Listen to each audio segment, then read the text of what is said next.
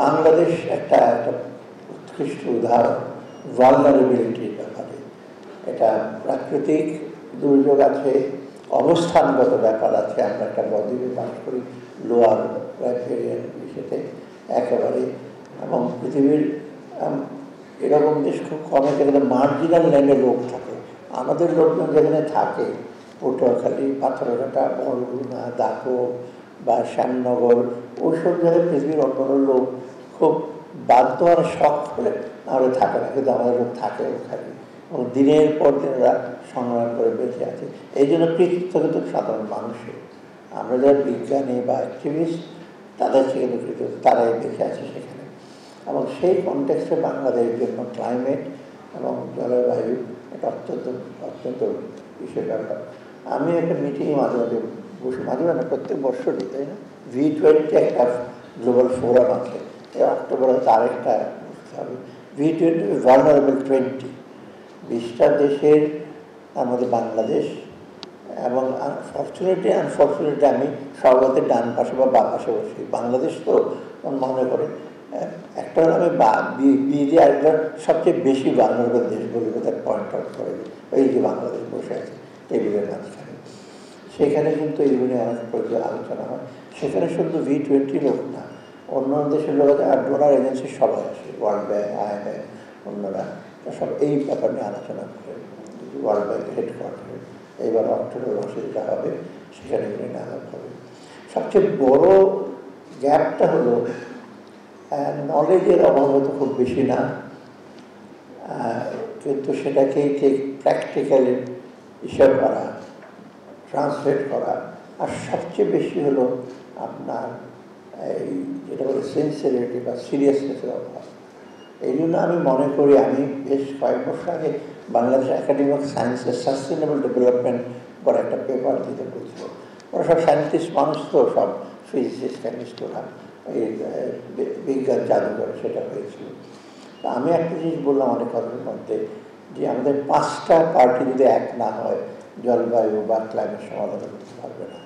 একটা হলো বিজ্ঞানী বা নলেজ যারা জেনারেট করবে, সেটা হলো। দ্বিতীয়ত পলিসি মেকার।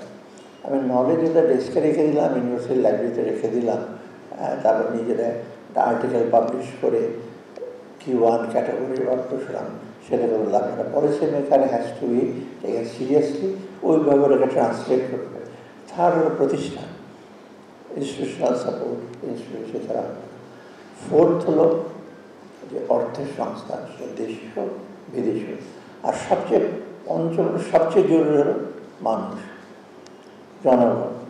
কারণ জনগণই আপনার সবচেয়ে বেশি এফেক্টেড হয়, এবং জনগণই কিন্তু জলবায়ু বা যে কোনো ডিজাস্টারে সবচেয়ে আগে এগিয়ে আসে। ইনফ্যাক্ট আমি অনেক আগে লিখেছিলাম যে community response is the best response, quickest response.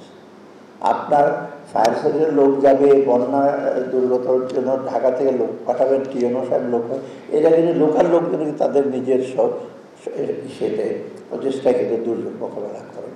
এবং বাংলাদেশ কিন্তু এই দিকে একটা সবচেয়ে প্রথম কাতারে, দুর্যোগ ব্যবস্থাপনায় কিন্তু যতটুকু আমাদের সম্পদ আছে, যতটুকু সামর্থ্য আছে, বাংলাদেশের সেই প্রথম কাতারে। এই জিনিসটাকে কিন্তু আমাদের কাজে লাগাতে হবে। এইখানে কিন্তু আমি বলবো যে আমাদের যারা সাংবাদিক যারা আছেন ভাই বোনরা, তাদের রোলটা অনেক বেশি। সংবাদপত্র তো আপনারা অনেক কিছু নিউজ দেবেন, কোথায় গিয়ে কী ভেঙে ফেললো, কাকে ফেলে দেবো ছাদ থেকে, কাকে নদীতে ফেলে দেবো, কি এরকম রোল ভালো, সকলের পরে অনেক আনন্দ পায় চা খাওয়ার সময়। কিন্তু একটা বস্তুনিষ্ঠ নিউজ করে সেটা কিন্তু সমাজের জন্য বেটার। এই ছবি দুজনের এক্সাম্পল দেবো। আমি পুরনো দুজন সাংবাদিক লোকের নাম বলি। ওয়াল্টার লিপম্যান বলে একজন বিখ্যাত লোক, আপনারা জানেন কিনা, মানে উনি একটা 5টা পাতা লেখে নিউজেই অথবা টাইমে, ওই এক পাতাই কিন্তু যথেষ্ট যে কোনো সাবজেক্টে।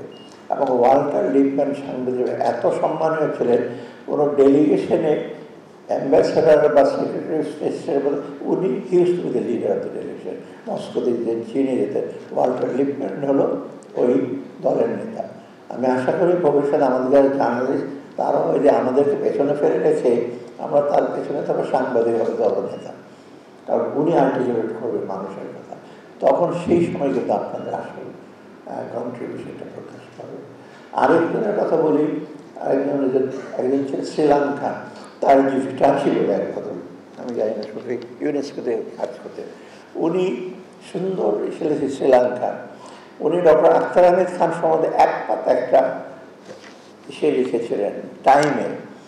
এক পাতায় কিন্তু আখতার আহমেদ খানের উপর 100 পাতার চেয়ে বেশি।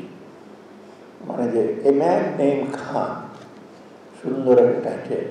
ওই টাইটেলের মধ্যে আখতার আহমেদ খান সম্বন্ধে যা বলেছেন সবচেয়ে বেশি সুন্দর শেষ করেছেন এই দিয়ে যে আমি সাংবাদিককে একটু জ্ঞান দিচ্ছি না, কিন্তু একটা আইডিয়া দিচ্ছি যে কীভাবে জিনিসগুলো অ্যাট্রাক্টিভ করা যায়।